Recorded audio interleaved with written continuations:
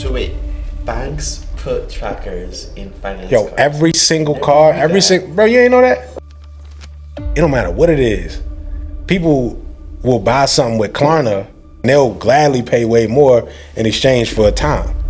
All it is how it's set up. What is the one mistake you see most new buyers make when they try to buy a car through creative finance? It's definitely trying to wing it. Doing handshake agreements or downloading agreements offline or using ChatGPT to make contracts. You know what I'm saying? Like, it's just, I did that. It's not wise, especially if you don't know what you're doing. Mike Davis is a creative finance strategist, investor, and educator. Known online as the Subto car guy, he's closed nearly 200 creative transactions across real estate and automotive finance. From walking away with $5,000 on his first deal to building systems that let everyday people buy assets without banks, Mike doesn't teach shortcuts. He teaches leverage, mindset, and how money really moves. 1000%, I think you definitely should not wing your first deal. Funny thing is, I winged my first deal. I ended up buying a house with no roof. The very funny part is that I didn't know the house had no roof. I paid all this money for this house, and there are no shingles on the roof. Like, do we need shingles? But you learn, and it's good that you learn young, at least for you as a continuous investor. So I went in there, I learned the game, I didn't wing it. I learned the hell out of it, and then I had help. I talked to people, was like, yo, how do you do this? How do you do that? I got real advice, and then ultimately I ended up JVing with somebody. And I was able to get the deal done, not alone, I didn't wing it. I would highly recommend anybody start with mindset first. Hey guys, welcome to yet another Journey to Billionz podcast, where we highlight business owners on their way to their first million or billion. Today we are here with the famous Mike Davis, and I mean, it's just such a pleasure to talk to you today, brother. I'll let you introduce yourself. Appreciate you, man. Mike Davis, pleasure to be on your podcast, bro. Known as the Subto car guy, deal with a lot of creative finance vehicles. I'm also an investor, closer, the like, and we get into a lot of stuff later. Wow. Hey, so let's get into it, shall we? Mm-hmm. For the longest time, I've heard about Subto cars, and I would always be very confused what Subto cars were, because like, how would you Subto a car? Like, was the very first thought process that came to mind, like my mind as a normal person. So, like, break it down for us. Like, when you say Subto and you say cars, what does that mean? Yeah, so what we mean by Subto, the concept really comes from real estate, right? So in real estate creative finance, you can actually buy a property subject to the existing loan. That's the idea of Subto, right? Basically, the loan and the title, two separate products. You can split those products and just take on the property ownership while leaving the loan in the seller's name. So that means no banks to qualify. You can just pay somebody else's mortgage. You get the ownership. That's a real estate strategy. Works has been around forever, and we learned it from Pace, really. But Pace also talked about how you can basically have the idea of Subtoing basically anything. Right now, the logistics might be a little different. I just broke it down to you technical from real estate. With cars, there's no such thing as actually like subject to, because in the auto world, the title and the loan is basically the same thing. The lender holds the title. So when we think about Subto, one of the biggest principles is taking the exact same terms the lender had. So whatever the seller is paying their lender, the buyer now comes in and pays that. They don't pay the upcharge, and they take over the rest of the payments. They're paid off. They get control of the vehicle and the responsibility of the payments, all of the like, but the buyer didn't have to qualify for it. So great situation for sellers who want to get out of deals because they want to save money on selling, or they want to make a little more money. That's essentially what's up to in the cars. Wow. So let's go a bit more deeper for the folks that have no clue what a creative transaction is, what a title is, what all these things are. So how would you explain Subto cars to a 5-year-old? I have a car Okay. in my name. Okay. I make payments to somebody. I don't want that car anymore. In order for me to let that car go, I have to come out of my pocket to do that. I don't want to do that. I want to keep this stuff in my pocket. I want to keep my money in my pocket. And the reason why is because I owe the person who financed or bought the car for me, and I'm making payments to them. I owe them more than what the car's worth. So instead of me coming out of pocket to be able to sell, because I got to pay the person who bought the car, the lender, I just give my payments to a buyer. So the buyer fully buys the car when they pay it off, the same way that I would have fully bought the car when I paid it off, I'm just giving them the responsibility to do it now so they can control the car and they can make the payments. That's a 5-year-old explanation. Wow. Does that make sense? Beautiful. Beautiful. So from a, let's call it 12 grader level, essentially why would I do this as a seller? Because it's inherently risky, just like any transaction, right? Like there's the what if scenarios. We don't shy away from any of that. Transparency is a must on any deal like this. If I were to do something like this, whether I'm underwater and want to save money, whether I want to make more money on it or anything like that, it's kind of like if I bought a car and then decided to put it on Turo, right? Somebody else is still going to use that car with a agreement that gives them permissive use for a certain period of time under certain rules. This is no different. This is just way longer of a usage, right? So still has to be insured properly, still got to get set up right. As long as you do that, you know who the buyer is, just like you would know who the renter was with Turo, or you know who the person is if it's a private rental or something like that. This, no different. You know who that person is. You make sure they're a solid individual through a bunch of different metrics, right? Payment history, credit checks, all the stuff, right? But then once you have them solid, make the agreement, pass it off. Now, you ain't got to deal with that car no more. I've shaved off my monthly. I'm good to go from there. Firstly, that was a very good explanation. I really got more insights about what cars and Subtos are, because we've had talks about this across the past couple of weeks, and one thing I never really understood though, like, what if they just simply decide to not pay anymore? Mm-hmm. Like I'm sure that's something you face. Yeah, question number one. In your space, like, what if you just don't pay anymore? Like, what if, like, Pace would always say, like, what if like aliens just come from outer space abduct you, and just pick them away you and stop paying, they're off the face of the earth. Mm-hmm. What happens then? That's the number one question. It's a very common sense question, right? I think people tend to overthink some of these things, but they're still valid in this space because it's a new concept. Somebody stop paying, you repo the car. If you stop paying your loan, they're gonna repo the car. That's number one. If they can't get the car back, they're gonna sue you, right? You have that same kind of power when you do the deal properly, you set it up so you become the bank to the buyer, right? This is a deal private between you and the buyer. Lender, that's you still obligated to your lender. At the end of the day, if you stop making payments, your credit's affected. And if you stop making payments, they're going to repo it after a certain amount of time. None of that changes when you do this deal with a buyer. However, you set yourself up properly, you got the same power as the bank. Now the buyer is liable to you since they can't qualify with your lender, right? So same kind of mirrored terms that you have with your lender, the buyer now has with you. So buyer stops paying, repo the car. Now, what I always tell people to do is put a tracker and a kill switch in the vehicle. That way you know exactly where it's at in case something would have happened. $250 would install to be worth it, save you a lot of time, energy, and stress. But you know where it is, you can control it from your phone. If ever were to come up, repo that joint. Same way that your lender really gonna do for you, because they've already done that. They've already got a tracker built into the car for contingencies. Even if you're 800 credit person, paid everything on time, you're the most amazing person on the planet, they're not taking that track out, even though they sold you that car on finance. You do the same thing. You set yourself up, you mitigate your risk. You have to think like a bank. When you do a deal, like a bank. As long as you think like that, you're good to go. Wait, so what if the person that buys the car from you takes the tracker off? That's void. The same thing that what happened to you. I want you to mirror your mentality to the same contingencies a bank has if you do some crazy stuff. If the car gets totaled, there's a contingency plan. If it gets into an accident, there's a contingency plan. If you steal that car for parts and send it to Africa while it's still got a loan on it, there's a contingency plan, right? Like all of these things the lender already has with you, even if you got 800 credit, even if you're a perfect person, no criminal history.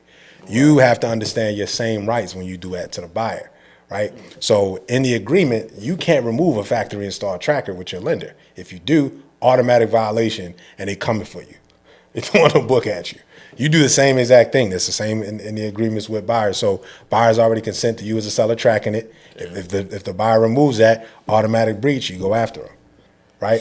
So wait, banks put trackers in finance Yo, cars? every single car, bro, you ain't know that? I never knew that. Bro, I think I don't even know what the year was, bro. But it was probably like 2010 or 11, like or 12. I don't know, but somewhere in the early 10s or possibly even late 2009s. But I know they started it in the 2000s, but I don't know when it was where they did every single new car, like all of them manufactured to get in the U.S. have trackers in them. So I know for sure every car past 2020 got a tracker in it. Now, whether you know that or not is on you. You know what I'm saying? But all of them have trackers in them. But they're not like tracker kill switches where they shut the cars off. That's some cars that have like OnStar or things like that, or low jack. But most vehicles from the factory, not aftermarket install, but from the factory, they got trackers in the joints. So this is if they're financed or no financed. If they financed. If they financed for sure. I don't know. I can't accurately say if a car isn't financed, it was bought cash, was a tracker in there or not. I don't know. But I do know is if it's financed, the lender knows exactly where that joint is. Got you. Wow, incredible. So I know we dive deep into this topic because I was super curious about the topic. Okay, but let's dial back some more. Okay. Take 10 steps backwards. Tell us more about your story, who you are, and how you got here. Cool. So I'm originally from Baltimore City. Grew up here, in and out the city. I got into the music space when I was young. That was like my main, kind of first love, if you will. Played a lot of instruments. I ended enough. If I went through the list, I don't play as many now. But like, you know what I'm saying, a lot of stuff when you was young, you just know you got the gift, right? So that was my passion, my heart, main thing. Still is, but in a different capacity. And now, getting into the workspace, I was always in sales as the backup plan, you know what I'm saying? What if it don't work out type of thing? And learn sales. Eventually, years and years later, I got to realizing corporate America was never going to be for me. And I was never going to be outside in the streets doing anything. So I was always trying to figure if it wasn't going to be music, how was I going to get bread? And there was a time in 2019 that a company played with me, and that was the last time I was going to let somebody dictate what I was going to do and how I was going to get money. So ended up quitting and going full first in the real estate and just learning the game. You know what I'm saying? YouTube University did it up first.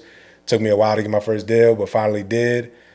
Took almost a year for the first deal, wholesale. Was supposed to make 40 grand. Ended up walking away with 5. It was some BS, but it was a good learning experience.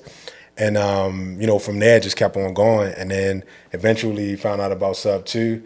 And from that standpoint, it like everything changed. You know what I'm saying? It was like, all right, community, solid leader, solid, network, things like that. And I could just thrive. So joined it from there, just started hustling and bustling. And then, so much stuff happened since then. Wow. It's funny because the last guest we had on this podcast, she attributed a lot of her success towards joining the right community. So you're saying, around when did you join this particular community, Subto? Yeah, Subto end of 2021. 2021. Awesome. So Subto has been a very, very good resource for me. Because, mind you, when I came into this entrepreneurship everything, I was in college, my last year in college, and my one goal was to buy a house before I finish college. And I will do research. I'll call lenders. They'll say, oh, you can't buy a house, you're still in college. You don't have a W-2 financials and all that BS, you know what I mean? So like, when I looked into Subto for the first time, I was very surprised on how people could buy properties without. You get what I mean? Yeah, without their own money, without good credit and stuff like that. So I was really shocked, and I eventually joined the community. And by the way, when I joined the community, I got so much value from just the people there. I mean, the knowledge is amazing. Like they have knowledge on every single like facet of entrepreneurship. Yeah. Business acquisitions, land acquisitions, real estate acquisitions, multi-families, RV parks. The knowledge was overwhelming. But for me, I tell people the main value was the people. And I mean, I'm sure you can relate with this because you've made some very good friends up to so far. So what would you say is the main benefits that being in a community has brought to you so far? You want to go far, you go together. You know what I'm saying? Like, and in Subto is the unicorn. You can go fast and far together. Most people think you got to be a solopreneur. You got to do it all yourself. And it's a mindset problem, really. I know that I had that for sure because I can only trust me, right? I can only control what I do. I can't control somebody else's intent. I can't control somebody got my best interests at heart. Those kind of things held me back when I first jumped in because this landscape is vast, bro. If you don't have a map, if you don't have a guide, if you don't have direction, if you don't have help, you're not going to go far. You might luck up. You might. But that is a 1 in a 1 in a 1 in a 1 in a 1 of a, millionth of a chance. You get what I'm saying? So for me, joining the Sub 2 community specifically, I think it was a blessing because it is the best real estate community on the planet. I've been in a couple, you know what I'm saying? But just from the standpoint of the mentality of the people and the mindset that Pace had everybody cultivate, I think helps people give and see each other win, like, aggressively. Like, people aggressively go out to be like, what do you need? How can I help? You know what I'm saying? How can I add value to you? Like, before they take, it's like, I know the universal law is give before you take, and I'm going to practice that here. So what I'm going to do is when I go up to somebody, I'm not going to ask them for something. I'm going to figure out what I can give to them first. What do you need? And you feel me? And that, because I know the universal law, if I give before I take, I can give, and it's going to come back in return. And that kind of mentality is like, you can't get in the door unless you adopt this first. You feel me? So I think, you know, in this community, you have no choice but to go fast and far because of the support, because of that kind of stuff. It's easy to get on a team. It's easy to get the guidance. It's easy to go through struggle and have people lift you up, not kick you while you down. It's easy to have people bring you up along their successes and show you what's possible, not gloat in your face. It's easy to have love and, you know, support in your mindset and the kind of people you can find. Of course, you won't say everybody, but like the majority of the people have the right hearts, the right mindset, the right intent. Like that kind of stuff is powerful, bro. You can't really, like, that's priceless. You get what I'm saying? So I would say to anybody, and it's not just Sub 2, of course, like there's other spaces out there, but I would not recommend doing this by yourself. If you come into any type of entrepreneurship, especially real estate game, where you got to get with a team, you got to get with somebody that got some motion so you can really accelerate. Exactly. And by the way, this episode is not sponsored by Sub 2. However, we're both in the community. Oh, yeah. Oh, super yeah, awesome. sure. And if you want to join, there's a link down below, okay? Awesome. But Mike, so I'm curious now. You finished your time with that company because they're playing with you, and you moved into this space called wholesaling. Okay. Your first deal, let's dive a bit more into that. You were supposed to make $40,000. Okay. But you ended up making around 10% of that. How did that happen? Yeah. I mean, it's just a lesson learned, bro. Like, I had a partner. We was going to split the 40. That was supposed to be what it was. The issue is the buyers, they knew we was green. They knew, you know what I'm saying? Like, and mind you, like, the amount of work that we put in was ridiculous. You know what I'm saying? On, like, both sides and, you know, making sure everything was there. We served both the buyer and the seller, like, the joint on the platter. You get what I'm saying? It was Hispanic speaking too. We had to get translators. We had to get a whole bunch of stuff live. This was during the pandemic still, so the moratorium, getting people out, that was a difficulty. We had to worry about that. The seller was a realtor who had the friends, was the people living in the house. Like, it was a whole bunch of BS around that deal. I was just like, yo, this is just crazy. But, you know, bringing the buyer and bringing the money on, it was a company that I won't name because I ain't going to get them shine. But they ended up not even being the buyers. They ended up being the wholesalers. You know what I'm saying? If you know, you know, right? But companies, big major companies that purport themselves to be legit buyers and they number wholesalers, like, they came in, swooped the deal, made us go down on the price again, then get down low on the price with the seller just to walk away with a sliver. And they ended up making like 40, 50 piece. You know what I'm saying? They ain't even end up buying it. I was like, yeah, all right, cool. That's a lesson learned. Never did another deal, never talked to them again, but that was a loss. And I know for sure, like, the people who stole it, I ain't gonna say steal it, but, you know, I was my ignorance, right? I took the loss. It was what it was. We take accountability. We keep it pushing. But they ain't the ones who couldn't. That's what I'm saying. You feel me? Like, so I ain't really tripping on it. It's just like that's how it goes. And that was the first deal that was like, all right, at least I know it's real. You feel me? Because at the end of the day, that was the first time that I did something without a boss telling me what to do, without a manager telling me what to do, what time to get up, what time to blah and go get a check. That was like me hustling, bustling, figuring something out, you know what I'm saying, the legit way, and just being like, all right, cool. Like, this is real. And I ain't care if it was like, I was like, all right, cool, nigga, it's fine, right? You hear me? Yes, like, and I was like, all right, cool, boom, let's go ahead and do it. And that just lit a fire in me, and then, you know what I'm saying, like, from there, just did a lot more wholesale deals afterwards. And, you know, rest is history. Love that, brother. Love that. So, you started your creative finance journey around 2020, the peak of COVID-19, correct? Not creative finance, just real estate, like wholesale. Real estate deal. Yeah. Got you. So, when did you do your first creative finance deal? That was end of 2021, right before I joined. I used the money from that deal to join Sub 2. Exact same. Awesome. Awesome. So, 2021, to 2025. You've been there for 4 years now. Mm-hmm. How many creative finance transactions would you say you've done so far? Total? Yeah.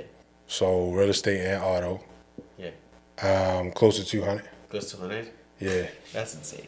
Yeah. What is the one craziest creative finance deal that you've done? I mean, the craziest one, the ones that you tell people and they'll be like, you have to be crazy, Mike. Like, what is that one? I mean, it's stuff that'd be complicated, but I wouldn't say I have like a super duper crazy difficult story. I would say that like it's one story that when I started in the auto space, I was like, yo, it just made so much sense how this affects every class. I think it clicked for me because in the real estate space, it's like, all right, cool, you condensed here. This is what it is. And there's so much you can do, right? Mm-hmm. Like I've done like a lot of complex creative finance deals or whatever and stuff that just happens, right? Like I'm going through one right now that I'm actually trying to buy in the city that's like, all right, we're going to have to fix some things and it's a little complicated or whatever, but like it's still par for the course. But it's the real estate lens. You're just like, all right, it's real estate. But this auto deal that I'm about to tell you, this made it clear that like, yo, this applies to everything that we do in life. You feel me? And like people's motivation and understanding the value and understanding the levers you can push and things to make a deal out of a non-deal. So I did this was probably like 2022 or 3 or something like that. I did a Bentley Bentayga W12 Black Edition, right? Nice car. It was like a nice car. Yeah, and I was chills. We just did a Bentayga 2 probably like a month and some change ago. But the deal, it was worth around like 120 at the time. Really like 115, 120 at the time. It was a 2019 joint. And the seller was trying to sell it for like 140. But it was really only worth like 120. He owed about 110, right? And he was like, yeah, no, I'm not, I ain't trying to sell it, blah, blah, blah. Somebody, sent me the lead, whatever, to go ahead and handle. I rapped with him. He was a millionaire investor. Plenty of properties, doesn't need the money. He's got other cars. He wanted what he wanted. So his motivation was money. His motivation was not, I need to sell this car or anything like that. It was just, if I get what I want, I'm cool. I'm looking at it like, yo, this is a car, different asset class, it depreciates. Why would somebody pay more for something that, doesn't make any sense, right? Sure. Especially cash. Sure. So he's sitting there, I'm like, all right, cool, check it out. How about we do it on terms? He's trying to like, yo, this joint depreciates. Why would I do that? Because if I had to, what happens if somebody stops paying? All of those things. What happens if I had to get it back? Yeah. Then what, right? So we ended up talking, long story short, through a bunch of different details about the deal. And this is like multiple conversations, 45 minutes to an hour each, right? To finally get him across the ledge to where he's like, I presented him. I was like, all right, cool, check this out. How about this?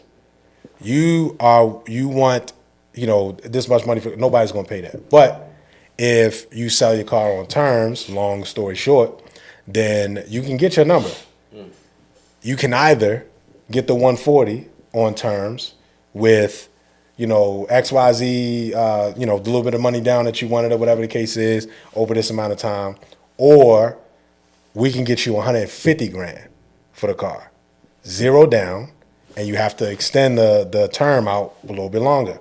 He was like, you know what? I like that. I'm going to do that. He owes 110 to the bank, and he was about to make another 40 piece in equity on a depreciating car that if you run the miles, you know what I'm saying? But he's still going to lock his joint in. And it was 0 down on an exotic car. So for him, his motivation solely was the money, and it just it clicked for me so much. He was like, yeah, I want a percentage on the equity, blah, blah, blah, this much, cool. We ended up finding a buyer, great, deal was done, whatever the case, and there's a lot that happened since then, but it was so clear to me that I was like, yo, it don't matter what it is. People will buy something with Klarna or a firm or Afterpay or a credit card or this or that or anything like that, and they'll gladly pay way more in exchange for a time.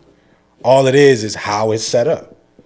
People usually go finance cars, but that's usually a lot of qualification process and red tape and things like that. That's why we just know it's a traditional way. But you don't even have to go through that system.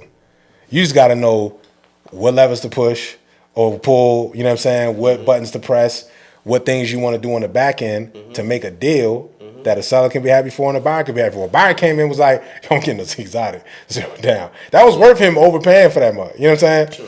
And he ain't had to qualify or anything like that. So it was a deal that won for both sides. And I'm just like, yo, this applies to everything. You feel me? So I think that was more of a light on moment. That was a crazy moment for me because I was just like, oh, there's a need also to solve this problem and disconnect for everybody. This is basically barter and trade because this was peer-to-peer deals. There ain't no rules around saying you have to go to a realtor or you have to explain all this super complicated stuff. It's like, yo, we can just make a deal. We good with it. It don't matter what it is I'm selling you, bro. You can sell me this microphone on terms if you want to. So it made it click when Pace was like, yo, you can sub to anything. I'm like, nah, you really can like use creative finance for anything out there. You know what I'm saying? And that's across any industry, any asset class, anything. You feel me? Like that was probably what just made it real clear for me. Wow. And so one thing I'm sure people that are watching this episode will be curious about is how long does it take to be able to close on a creative finance car deal as opposed to if it was traditionally financed? Mm-hmm. Yeah, that's what I'm saying. I mean, it depends on the circumstance, bro. Like there's times we've done deals in a few hours, but everything has to be in sync and everybody got to be on the same page. Most of the time, people are not in sync. And most of the time, people are not on the same page. So a lot of times they end up dragging out for days. We've seen on average deals take about a week. But again, my company Top Wheels, who handles creative finance transactions for vehicles, we do these all the time, and we'll move as fast as both parties will allow us to. But like I said, some people, when it's in sync, a few hours in that same day. Some people, or most people, will take longer. You know, got to wait for a certain company to open, DMV to open, all that kind of stuff. Got you.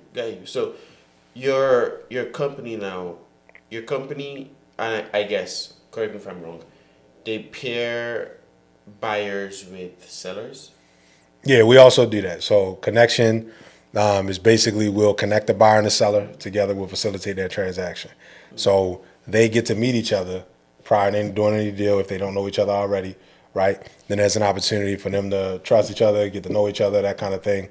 And then if it's a yes, we move forward. If the seller's like, something about this person I don't really like, it's like, okay, cool, no worries. We'll move on to the next person, right? Because we're really like, I joke around a lot with a lot of my clients. Like, we're matchmakers. Like, I play hitch a little bit. I'm kind of like a pastor, walking people down the aisle to get them to say I do. You know what I'm saying? Yeah. So we make sure everything is all good and on point before then. But then we'll set everything up so that they can have a beautiful relationship moving forward. I think that's one of the biggest things that's missing in the real estate side of things is that when you deal with creative finance, a lot of times the buyer and the seller don't get to know each other. Sure. So when issues come up, the seller's hollering at the intermediary, whether it be the wholesaler or the agent.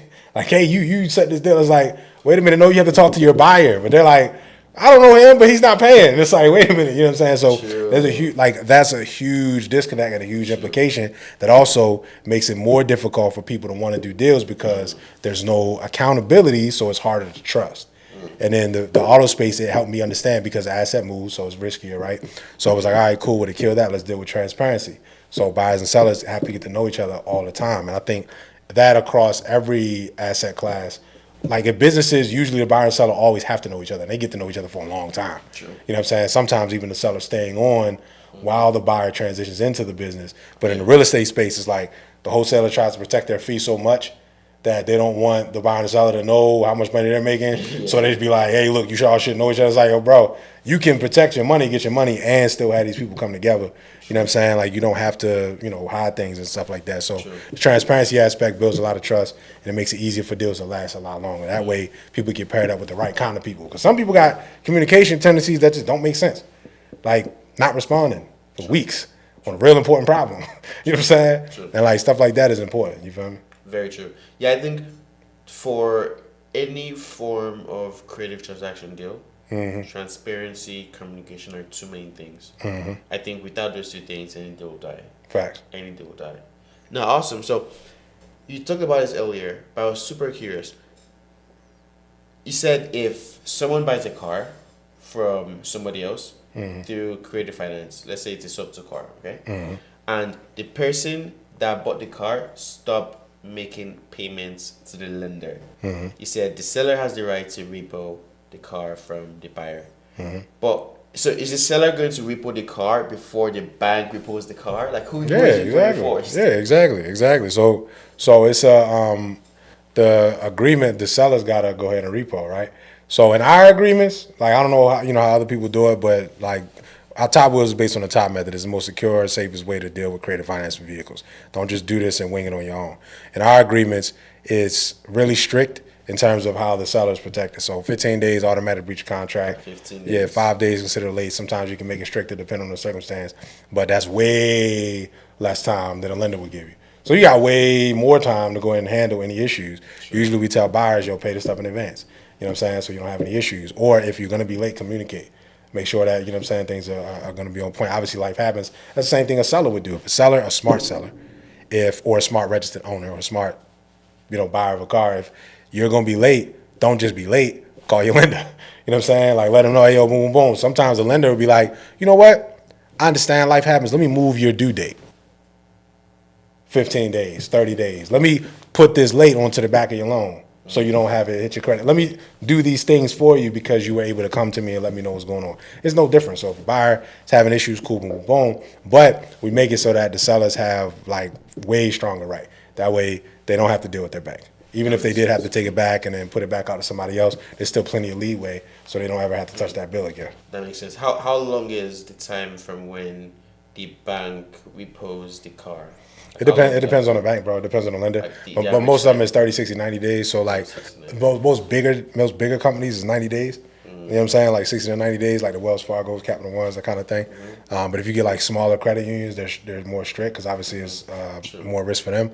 And then real small stuff like buyer payer spots, they're usually like 30 days or less. You know what I mean? So it really depends. Wow. And they track the car. You can't hide anywhere. You find the car and take the car. Or if they don't have a live one in there, then they'll use, like, they have access to all of the cameras in the city and the system so they can geolocate your car with a bunch of different ways. Like, they got access that regular people don't have. So you ain't getting over.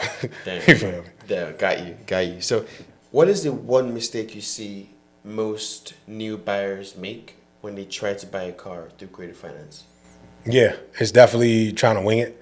Doing handshake agreements or downloading agreements offline or using ChatGPT to make a contract. You know what I'm saying? Like, it's just... I did that. Yeah. It's not wise, especially if you don't know what you're doing. But trying to wing it, just setting the stuff up all kinds of ways. Because there's so much in winging it that don't make sense. Like, I mean, when I first started doing deals, like, the very first deal I did, it was a part of it that I had to wing it, right? And I made wild mistakes, the first ones that I did, and I had to learn. I did wild research and wild analysis and almost got paralyzed before actually doing stuff, so I almost got caught in that trap. But then once I finally got over that hump, it was like I was winging a lot of stuff and it was making a lot of dumb mistakes. I was like, all right, cool. So what I started doing was after I learned from those mistakes, kept going, kept having more opportunities, I would give the game away, teach people so I can learn better. But then other people benefited, and then I got way more experience, and it was like, cool, I'm never making these mistakes again.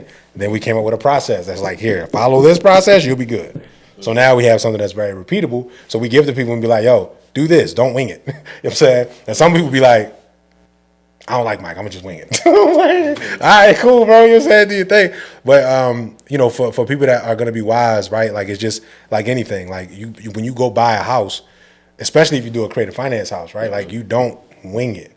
You know what I'm saying? Like when I did my first creative finance transaction, I was doing contract work for a company that I was closing for. So I had access to some Subto stuff. So I went in there, I learned the game, I didn't wing it. I learned the hell out of it. And then I got the proper contracts and everything. And then I had help. I talked to people, was like, yo, boom, boom, how do you do this? How do you do that? I got real advice. And then ultimately I ended up JVing with somebody, right? And JVing with somebody to find a buyer. The buyer walked me through title and everything like that. And I was able to get the deal done, not alone. I didn't wing it. And my thing was, if I'd have just tried to do it all myself, I know I'd have screwed it up. You know what I'm saying? And I did the first creative deal I did with a friend, right? It was their property, and I ended up helping them out and solving their problem, which was a complex problem in and of itself. But like I ain't wing it. I was like, yo, let me ask somebody. You know what I'm saying? So I think that's the number one, issue is that people would I'm gonna just do it. Yeah. So 1,000%, I think you definitely should not wing your first deal. Funny thing is, I winged my first deal. It did not end up well. Yeah, that's how it happened. I ended up buying a house with no roof. And the very funny part was in that I bought the house with no roof. The very funny part is that I didn't know the house had no roof. Yeah. Like, so fast forward to the day after I closed the property, and I stepped back. It's like, oh, nice. I finally owned the property, and I was in college at the time, so I was super stoked. I was in college, so I was super stoked. So I was like, nice. So I looked at the property from afar, and I saw the neighbor's roof looked nice, and then I saw mine, and it just looked off. Different. You know what I mean? Yeah. So it was a townhouse here, so I looked at the house next to it, and the house looked nice too. So I was like, interesting. Like something is definitely going on here. So what I then did was I then called when the GC came, the general contractor, when it came to the house to inspect the property. It was like, oh yeah, boss, your house here has no shingle. The fuck is a shingle? I was like, what the heck is a shingle? Yeah. Like, so I paid all this money for this house, and there are no shingles on the roof. Like, do we need shingles? Yeah. But apparently we do need shingles. Of course. You know what I mean? You was winning. Yeah. But you learn. And it's good that you learn young, at least for you as a continuous investor, because you do this. You know what I'm saying? So now every single house I go to that I even dream about buying, the first thing I do is check the roof. Like, I go inside, are there any leaks?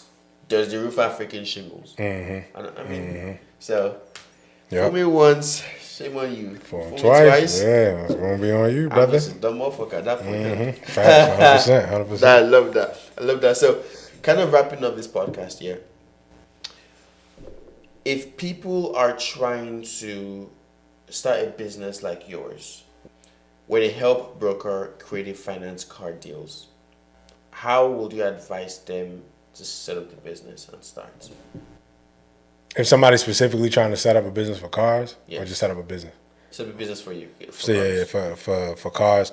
I mean, you have to know your audience. You got to know what problem it is that you're solving. And I would say this is general advice for anybody who's starting a business, period. Right? Like, you have to understand what the problem is that you're solving, who that audience is or who that customer is, like what their mindset is, where they are, what their motivations are, that kind of thing. When you can understand that, or you can understand your ICP, like your ideal customer profile, you can frame every part of your business around that. You can understand if you're going to come in and just do transactions.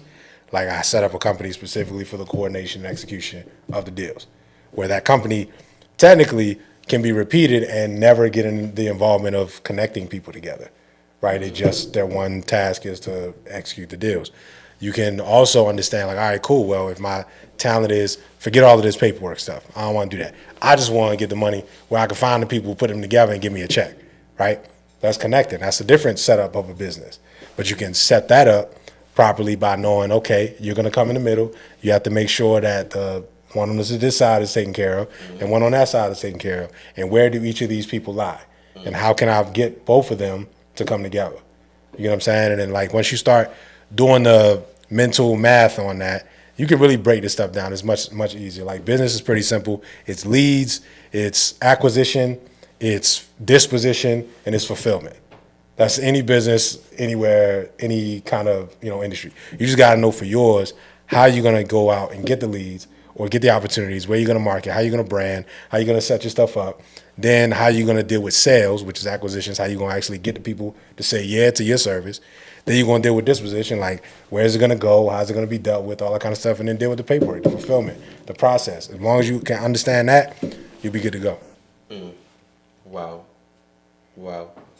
Okay, that makes sense. It was clearly a lot. But what is one advice that you would give to any aspiring business owner watching this podcast today? I'll do you one like this. You need to assess your mindset before you try to do a business. You need to assess your mindset on who you are and where you see yourself being in life. Like, we all hear the tropes, like you need to find your purpose, you need to grind, you need to do all those kind of things like that. And it all sounds good, and a lot of it still is true when you're on the right path with the right mindset. But without you knowing who you are internally and where your heart is and where your mind is, and understand that the set of beliefs, the set of principles, the set of habits will affect your success or failure at any particular thing, you missing the boat. You have to start there. I would highly recommend anybody start with mindset first. You know what I'm saying? One good book is Mindset by Carol S. Dweck. It literally talks about the difference between a growth mindset and a fixed mindset. Trying to get on this journey, but you're not addressing a mindset that might be fixed. I can give you all of the game. I can give you all of the connections. I can give you all of the opportunities. I can give you everything. And then you're going to self-sabotage, not willingly too, not like purposely, not maliciously, but you'll self-sabotage because you haven't even gotten over the hump of believing in yourself. You haven't even gotten over the hump that you can grow, that you don't have to be a millionaire tomorrow, that you can put in 1% every day. You get what I'm saying? That you can keep on trying to figure it out until you get over that hump and understand that there's habits, there's discipline, there's consistency, there's focus. You need to grow those muscles and really go at it. You can go at anything in life when you understand that. You get what I'm saying? You can attack anything, and that's where your springboard should be. That's where you should start at. Right here. Heart, soul, mind, that's where you start. And understand who you are in relation to God. You got to understand that you can move with confidence. You start there, bro. That's going to be your springboard. And then literally everything else is going to make sense from there. Not like everything you're going to know, right? But like everything as you go through it will make a lot more sense because you'll be like, I don't understand that yet, but I'm going to get it. Beautiful. I ain't good at that yet, but I'm going to get it. I've never bought a creative deal before, but I'm going to do it.